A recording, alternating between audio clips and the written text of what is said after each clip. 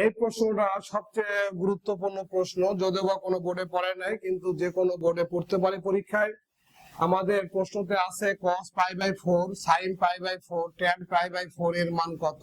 চারটা উত্তর দেওয়া আছে, কোন উত্তরটি কারেক্ট আমরা সেটা দেখবো। আমরা এখানে হচ্ছে cos π/4, sin π/4, tan π/4। আমরা জানি কি পায়ের মান 180 ডিগ্রি, পায়ের মান 180 ডিগ্রি কে যদি 4 দিয়ে ভাগ করি তাহলে কি হবে?